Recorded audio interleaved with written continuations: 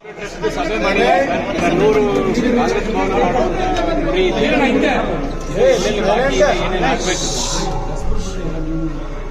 ಕಾಂಗ್ರೆಸ್ ಭವನ trust ನಮ್ಮ general secretary ಅವರು ಇದಕ್ಕೆ ಟ್ರಸ್ಟಿ ಇದ್ದಾರೆ.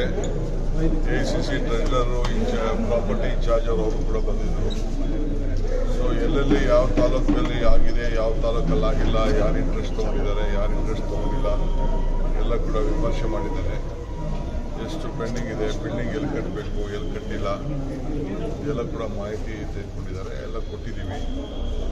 ಆಮೇಲೆ ಇಡೀ ರಾಜ್ಯದಲ್ಲಿರೋಂಥ ಆಸ್ತಿಗಳಿಗೆ ಏನಿದೆ, ದಾಖಲೆಗಳು, ಟ್ಯಾಕ್ಸ್ಗಳು ಕಟ್ಟಿದ್ದೀವ ಇಲ್ಲ ಅದೆಲ್ಲ ಕೂಡ ಪರಿಶೀಲನೆ ಮಾಡಿದ್ದೀವಿ. ಅದೆಲ್ಲ ನಾವು ಎಕ್ಸ್ಪ್ಲೈನ್ ಮಾಡಿದ್ದೀವಿ. ಕೆಲವು ಹೊಸದಾಗಿ ಎಲ್ಲರೂ ಕಚೇರಿ ಕಟ್ಟಬೇಕು ಅಂತಿದ್ದೀವಲ್ಲ, ಅದೆಲ್ಲ ಯಾವ ಸ್ಟೇಜಲ್ಲಿದೆ ಅಂತೇಳಿ ಕೇಳಿದ್ದಾರೆ. ಸೊ ಯಾಕೆಂದರೆ ಅವರು ನಮ್ಮ ಮೇನ್ ಕಾಂಗ್ರೆಸ್ ಆಫೀಸ್ ಬಿಲ್ಡಿಂಗ್ ಕೂಡ ಗಾಂಧಿನಗರದಿಂದ ಈಗ ಕಟ್ಟಕ್ಕೆ ಪ್ಲಾನ್ ಎಲ್ಲ ರೆಡಿ ಮಾಡಿದ್ದೀವಿ.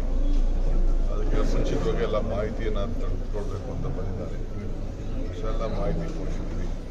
ಕೆಲವರೆಲ್ಲ ಇಂಟ್ರೆಸ್ಟ್ ತೋರಿಸಿದವರು MLAಗಳು ಮಂತ್ರಿಗಳಿದ್ದಾರೆ, ಕೆಲವರು ತೋರಿಸದೇ ಇರೋರು ಇದ್ದಾರೆ. ಎಲ್ಲ ಮಾಹಿತಿಯನ್ನು ಕೂಡ ಅಫಿಷಿಯಲ್ ಆಗಿ ರೈಟಿಂಗಲ್ಲಿ ಕೇಳಿದ್ದಾರೆ. ನಾನು 2 ದಿನದಲ್ಲಿ 2-3 ದಿನದಲ್ಲಿ ಕೊಡ್ತೀನಿ ಅಂತ ಹೇಳಿ. ಚುನಾವಣೆ ಬಗ್ಗೆ ಏನಾದರೂ ಮಾಹಿತಿ ಕೇಳಿದ್ದಾರೆ ಸರ್? ಏನಿಲ್ಲ, ಆ ಕೆಲಸ ನಾವು ಮಾಡ್ತೀವಿ. ಸಹಕಾರ ಕೊಡದೇ ಇರೋರ ಬಗ್ಗೆ ಏನು sir? Properties, whatever we have, what stage we have, what is the building, who has been helping, where offices is not there, which MLA has not taken interest, all these things he has been inquired. Mr. Sengla also, who is in charge of our trust, was also there from the AICC. So all the concerned ministers who are there, because we have to pay all the taxes, and what stage the building is there, whether plan sanctions are there, all these things. Legally, they have to be working. Sir, the BJP has alleged that the 6,000 crore kickback in excise department in the last 2 years. They've asked for resignation of Dimapur. This is all bogus. Nothing is there.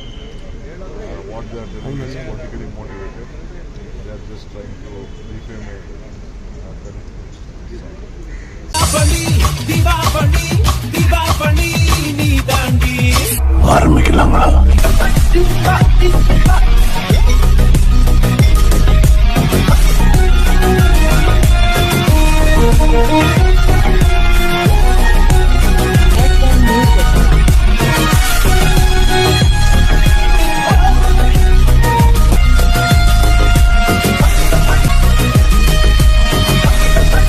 தரம் என்றும் நிரந்தரம், தரம் என்றும் நிரந்தரம், தரம் என்றும் நிரந்தரம்.